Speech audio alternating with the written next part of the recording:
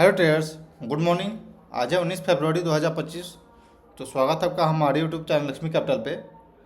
हम इस वीडियो में 19 फरवरी के लिए इंट्राडे के लिए कुछ चार्ट पैटर्न देखेंगे और ओवरऑल मार्केट पे कुछ बातें करेंगे, एनालिसिस करेंगे क्या कर सकते हैं आज के दिन पे, क्या प्लानिंग रहेगी हमारी, शॉर्ट साइड जाना है या फिर लॉन्ग साइड जाना है, बाई करना है या फिर सेल करना है। और एक सबसे इम्पोर्टेंट एक टॉपिक भी शेयर करेंगे कि एक सेक्टर काफ़ी स्ट्रॉन्ग हमें दिख रहा है अभी फ़िलहाल में, और उसका कुछ स्टॉक हमने सिलेक्ट करके रखा है जो कि एक स्विंग ट्रेड पर्पस से या फिर पोजिशनल पर्पस से आप उसमें इंटर कर सकते हैं ट्रेडर्स। तो हम इस वीडियो में बिल्कुल ये सब चीज़ें शेयर करेंगे। तो चलिए शुरू करते हैं। सबसे पहले डिस्क्लेमर दे दे, जो भी चार्ट पैटर्न हम यहाँ शेयर करते हैं वो बस एजुकेशनल पर्पज़ से होता है, तो कृपया इसे एजुकेशनल पर्पज़ से ही ले, कोई बाइंग सेलिंग रिकमेंडेशन ना समझे। तो ट्रेडर्स, ये निफ्टी का हम लोग डेली टाइम फ्रेम पे चार्ट देख रहे हैं और देखेंगे तो कल के दिन पे लोअर लेवल से एक बाइंग आई है और लॉन्ग टेल कैंडल जैसा बना हुआ है। मतलब कि जो सपोर्ट है वो अच्छा रिस्पेक्ट कर रहा है मार्केट। अपने प्रीवियस जो स्विंग लो बनाया था मार्केट ने, उसे अच्छा सपोर्ट बना रहा है, रिस्पेक्ट कर रहा है। तो आई थिंक कि इसे एक बार सपोर्ट लेना चाहिए और कल के दिन पे हमें भी ये चीज़ को ध्यान में रख के ही ट्रेड करना चाहिए था कि प्रीवियस डे लो को जब तक नहीं ब्रेक कर देता तब तक यहाँ पे सपोर्ट का ये काम करेगा। हमें ये कल के दिन पे ध्यान में रख के ही बाइंग साइड में अगर ट्रेड करते तो बहुत अच्छा हमें प्रॉफिट होता। बट शॉर्ट साइड में गए क्योंकि ओवरऑल मार्केट अगर हम लोअर टाइम फ्रेम पे देखा जाए तो शॉर्ट हमने किया था मार्केट को। सिंपल लॉजिक थी कि ये गैप डाउन खुला है, देन एक बाउंस आई है, वापस ये गैप जो फिल हुआ है और यहाँ से सेलर एक्टिव हो जाएगा, तो बस इसी थिंकिंग से हमने शॉर्ट किया था। बट ये शॉर्ट उतना परफॉर्म नहीं किया, लेकिन उससे अच्छा लॉन्ग परफॉर्म करता। तो ठीक है, चलिए कोई बात नहीं, ये गलती होती रहती है। एक चीज़ हमें ध्यान में रखना चाहिए था कि ये सपोर्ट लेवल के पास ट्रेड कर रहा है। जब तक ये अपने सपोर्ट लेवल को ब्रेक करके, जैसे कि ये ब्रेक हुआ सबसे पहले नहीं नहीं, यहाँ पे सॉरी यहाँ पे मार्केट यहाँ पे खुला और देन उसके बाद हम लोग नीचे नीचे आने शुरू हुए और वापस ये सपोर्ट बना करके अपसाइड की ओर चला गया, जो कि एक रेजिस्टेंस के पास आ गया वापस।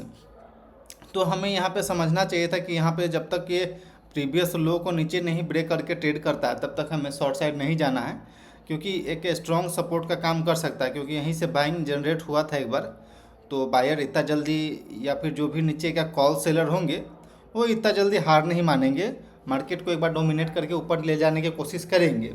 तो ये चीज़ हमें कल के दिन पे सोचना चाहिए था और उसके हिसाब से हमको प्लान करना चाहिए था ट्रेड में। बट हमने आनंद फानंद में आकर के शॉर्ट किया।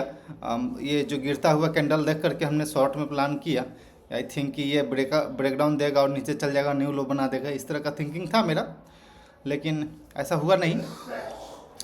तो ट्रेडर्स, कल के दिन पे मेरा स्टॉप लॉस हिट हो गया, आप मेरे वीडियो देखे होंगे तो चलिए, ये आज के दिन पे निफ्टी का हम लोग देख रहे हैं। तो निफ्टी में आज अपने रेजिस्टेंस के पास क्लोजिंग दिया है, तो आई थिंक कि एक बार इधर ही कहीं खुले और अपने रेजिस्टेंस को ब्रेक करके 15 से 20 मिनट 25 मिनट हम लोग ऊपर में ट्रेड करते हैं तो आई थिंक कि अपसाइड की ओर जाने के लिए हाई चांस रहेगा। और नहीं तो अगर हम लोग वापस इसी लेवल पे खुलते या नीचे आते हैं तो कंसोलिडेशन रेंज ये कहलाएगा, कंसोलिडेट हम लोग कर सकते हैं। हाँ, एक चीज़ इंपॉर्टेंट रहेगा जो कि कल के दिन पे हमने मिस कर दिया था कि अगर नीचे आती है तो हमें बाइंग अपॉर्चुनिटी खोजेंगे मार्केट में, क्योंकि लोअर लेवल से आई थिंक बाइंग जनरेट होना चाहिए, क्योंकि एक सपोर्ट का काम कर रहा है ये। तो यहाँ पे कॉल सेलर जो भी होंगे, नहीं, जो भी पुट सेलर होंगे तो वो मार्केट को एक बार डोमिनेट करने का कोशिश करेंगे और होल्ड करने का कोशिश करेंगे ट्रेडर्स। तो ये निफ्टी का हमने चार्ट देखा। बैंक निफ्टी में भी सेम कंडीशन दिख रही है। हम लोग यहाँ पे खुले 49,211 के आसपास ओपनिंग हुआ, देन उसके बाद हम लोग नीचे ही क्लोजिंग दिए हैं। तो वापस हम लोग के लिए अगर इसमें तो काफ़ी नीचे का सपोर्ट है। अभी ये स्ट्रॉन्ग दिख रही है, बैंक निफ्टी स्ट्रॉन्ग दिख रही है निफ्टी टोटल मार्केट भी अपने लो को एक बार रिस्पेक्ट कर सकता है, यहाँ से सपोर्ट का काम कर सकता है। अगर लो लेवल के पास आती है तो आराम से बाइंग आनी चाहिए। कल के दिन पे हमने एक स्टॉक जो ट्रेड किया था उसमें JSW स्टील हमें बहुत अच्छा लगा। अगर हम इसमें ट्रेड मार में एंट्री करते तो बहुत ही अच्छा परफॉर्मेंस देता, लेकिन बस ऐसे ही हमने, बस ऐसे ही क्या बोलते हैं अब यार, मतलब कि अब गलती हो गई तो हो गई। अब इतना आसान होता ट्रेडर बनना तो हर कोई ट्रेडर बन जाता। तो अब ओके, के आदमी पलट के लोग खाए। सिंपल ये चीज़ लॉजिक था। सिंपल ये लॉजिक था, यहाँ से ये स्टॉक अपने सपोर्ट को रिस्पेक्ट करते हुए अपसाइड की ओर जा रही थी। वापस हम यहाँ पे अगर इंटर करते ट्रेड में 10-11 बजे तक इंटर करते तो एक अच्छा खासा रिस्क रिवार्ड के साथ हमें ट्रेड मिल जाती है। बट हमने इसमें नहीं ट्रेड करके दूसरा स्टॉक हमने शॉर्ट किया था जिसमें कि मेरा स्टॉप लॉस हिट हो गया। क्रॉप्टन था वो मेरा, क्रॉप्टन का चार्ट पैटर्न हमने ट्रेड किया था जिसमें कि एक स्पाइक आई, ये देख सकते हैं यहाँ स्पाइक 331 डे हाई का हमने स्टॉप लॉस डाल, जैसे कि जिस प्रकार मेरा प्लानिंग रहता है कि डे हाई का स्टॉप लॉस डालना है, तो 331 रुपया 70 पैसा के पास हमने स्टॉप लॉस डाला और वो हिट हो गया।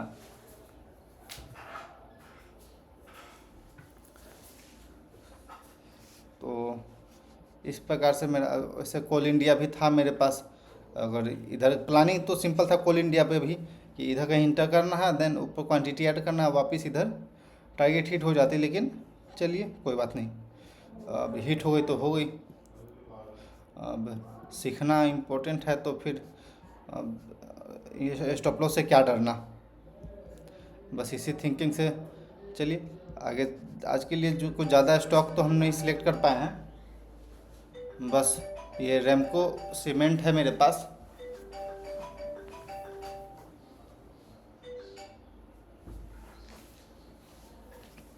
ये रेमको सीमेंट का चार्ट है मेरे पास, लेकिन ये भी शॉर्ट साइड में ही दिख रहा है। बट लाइव मार्केट में हम देखेंगे कुछ ज़्यादा स्टॉक तो आज हम सिलेक्ट नहीं कर पाए हैं। सिंपल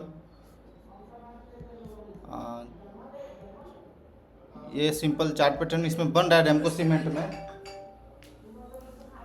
तो अगर ब्रेकडाउन आती है, अगर मार्केट वीक होता है तो यहाँ पे शॉर्ट कर सकते हैं। और फोर्टिस इंडिया भी इस ये भी हमें शॉर्ट साइड ही दिख रहा है, क्योंकि यहाँ से एक अपने रेजिस्टेंस क्रिएट करते हुए लो साइड जा रही है और अपने रेजिस्टेंस फेस कर रहा है, बहुत स्ट्रॉन्ग रेजिस्टेंस फेस कर रहा है। तो आई थिंक कि इसमें अगर ब्रेकडाउन देता है तो नीचे के लेवल पे आराम से आ जाएगा। बट देखेंगे लाइव मार्केट में, हम ट्रेड करते वक्त देखेंगे कि ओवरऑल मार्केट में क्या सेंटीमेंट रहता है, बाइंग साइड सेंटीमेंट रहता है या फिर सेलिंग साइड रहता है। क्योंकि ओवरसोल्ड होने के कारण हो सकता है कि एक बाइंग आ जाए, तो ये भी हमें ध्यान में रखते हुए चलिए। एक इम्पॉर्टेंट जो हमने बात बोला था कि इम्पोर्टेंट एक चार्ट पैटर्न हम आपके साथ शेयर करेंगे, तो आपके साथ शेयर करते हैं। इसमें ये निफ्टी फाइनेंस का ये चार्ट है जो कि अपने 50 मूविंग एवरेज के बिल्कुल आसपास आ चुका है। अगर हम 50 मूविंग एवरेज के ऊपर अगर सस्टेन करते हैं आज के दिन पे वापस से, और इसमें बाइंग आती है क्योंकि RS भी बहुत स्ट्रॉन्ग है, 50 मूविंग एवरेज के ऊपर दिख रहा प्राइस घरे चाबी मोटरसाइकिल तो हाँ। ना टूटल दिख रहा है।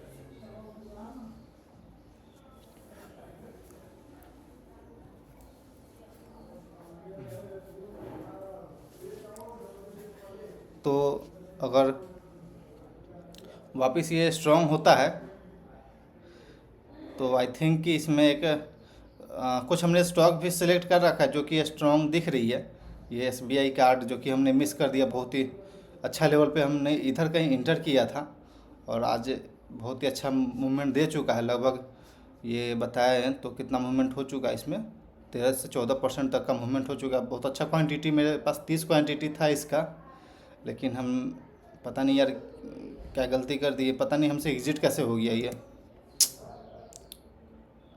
ऐसे ये कोटक बैंक है, ये भी 50 मूविंग एवरेज के ऊपर RS पॉजिटिव चल रही है। सिंपल निफ्ट HDFC बैंक है ये, इसमें भी RS धीरे धीरे पॉजिटिव होना शुरू हो चुका है। RS बिल्कुल अप ट्रेंड में दिख रही है और प्राइस भी 50 मूविंग एवरेज के ऊपर सस्टेन कर रहा है। बजाज फाइनेंस है जो कि बिल्कुल अप ट्रेंड में है, इसका आरएस दिख रही है और 50 मूविंग एवरेज के ऊपर है। तो हम वेट करेंगे, इतना ऊपर हम नहीं लेंगे। जब भी 50 मूविंग एवरेज को रीटेस्ट करने आएगा तो हम ज़रूर एंट्री करने का प्लान करेंगे। इसमें हम थोड़ा सा वेट करेंगे, ये स्विंग हाई जो है इसको ब्रेकआउट देगा तो फिर हम प्लान करेंगे। जैसे कि मुथूट फाइनेंस है, ये अपने 50 मूविंग एवरेज के आसपास ये ट्रेड कर रहा है, तो हम यहाँ पे प्लान कर सकते हैं। बिल्कुल स्मॉल क्वांटिटी, वही क्वांटिटी आपको बताएं हैं कि कैसे ऐड कर रहा है हमें क्वांटिटी। जैसे कि मान लीजिए हमें ये सब स्टॉक है, हमें मान लीजिए 1 लाख का मेरे पास कैश बचा हुआ है, तो 1 लाख में से हमें ज़्यादा नहीं अभी ऐड करना है, 5% ही ऐड करना है एक स्टॉक के पीछे, और ज़्यादा स्टॉक भी नहीं ऐड करना है। 5 से 10 5 स्टॉक काफ़ी है अभी फ़िलहाल के लिए। तो ये सब चीज़ प्लान करके हम ट्रेड करेंगे। बजाज फिनसर्व भी स्ट्रॉन्ग होना शुरू हो गया है। चोलामंडलम फाइनेंस है, ये भी कैंडल का फॉर्मेशन तो बहुत अच्छा है। 50 मूविंग एवरेज के नीचे जो बहुत अच्छा ट्रेड कर रहा था, बट कैंडल का फॉर्मेशन देखिए 50 मूविंग एवरेज के नीचे कैंडल का फॉर्मेशन बहुत स्ट्रॉन्ग दिखा रही है अपसाइड की ओर, और वापस इधर रीटेस्ट किया 50 मूविंग एवरेज को और देन ऊपर ब्रेकआउट आए, वापस रीटेस्ट, देन अभी हम लोग इधर ही फॉलो कर रहे हैं। तो एक ये अच्छा ट्रेड बन सकता है, स्टॉप लॉस आराम से बिल्कुल लो हो सकता है। सेम अगर मान लीजिए हम इधर कहीं इंटर करते हैं तो वापस अगर ब्रेकआउट देगा, हम लोग ऊपर जाते हैं 50 मूविंग एवरेज को और आरएस के हिसाब से हम ट्रेड कर रहे हैं, 2 इंडिकेटर के थ्रू, तो देन हम लोग इसी को फॉलो करेंगे। अगर वापस कभी 50 मूविंग एवरेज पे प्राइस आती है तो देन हम फिर वापस अपना क्वांटिटी ऐड करेंगे। ये आईसीआईसीआई बैंक का चार्ट है जो कि 50 मूविंग एवरेज के नीचे चल रहा है, पर आरएस पॉजिटिव है, इसलिए हमने अपने वॉच लिस्ट में रखा है। अगर इसके ऊपर आकर सस्टेन करता है देन हम प्लान कर सकते हैं। HDFC लाइफ है, जब तक इसके ऊपर एक स्ट्रॉन्ग कैंडल नहीं बनाती है, जिस प्रकार से ये सब कैंडल बनाया है, जिस प्रकार से ये सब स्ट्रॉन्ग कैंडल बनाया है, तो इस प्रकार से अगर जब तक वॉल्यूम जनरेट नहीं होता तब तक हम प्लान नहीं करेंगे। अगर इसमें वॉल्यूम लगाए हैं ओके, ये वॉल्यूम देख रहे हैं आप, तो वॉल्यूम जनरेट होना चाहिए कम से कम। मूविंग एवरेज लगाते हैं 100 का, जैसा कि देख रहे हैं आप ग्रीन कैंडल 100 मूविंग एवरेज, जो वॉल्यूम 100 मूविंग एवरेज है उसके ऊपर आ रहा है, और जो रिट्रेसमेंट वाला जो कैंडल है रेड कैंडल, वो लोअर लेवल बन रहा है। तो एक स्ट्रॉन्ग बाइंग दिख रही है इस सब सेक्टर में। ये हो सकता है कि आने वाला समय में ये आउट परफॉर्म करेगा मार्केट को। एक हो सकता है, कभी भी होता है कि जब हम लोग नीचे साइड जाते हैं, जब वो अप साइड की ओर वापस आते हैं तो कुछ नया लीडर बन गया था हम लोग के लिए। तो नए लीडर का तलाश अभी स्टार्ट होना चाहिए, और यही मार्केट का जो सिचुएशन होता है, इसी में एक स्ट्रॉन्ग आपका वॉच लिस्ट क्रिएट होता है, वॉच लिस्ट स्ट्रांगली क्रिएट होता है। तो इस प्रकार से मेरे पास ये फिलहाल में अभी एक प्रॉपर चार्ट पैटर्न बन रहा है। नहीं तो इसके अलावा निफ्टी आईटी और निफ्टी डिजिटल पे हमें ज़्यादा फोकस रहेगा। ऐसे तो निफ्टी फाइनेंस अच्छा खासा स्ट्रॉन्ग हो चुका है ट्रेडर्स। तो चलिए देखते हैं क्या होती है आज के दिन पे, इस प्रकार से हम प्लानिंग करेंगे। ओके ट्रेडर्स, आई थिंक कि आपको वीडियो अच्छा लगा हो और बहुत ही इन्फॉर्मेशनल लगा हो, तो वीडियो को ज़रूर लाइक करिएगा। यदि कुछ क्वेरी हो तो ज़रूर कमेंट सेक्शन में पूछिएगा। ट्रेडर्स क्लोज करते हैं वीडियो को। Thanks for watching this video. Please like and subscribe my YouTube channel for more updates.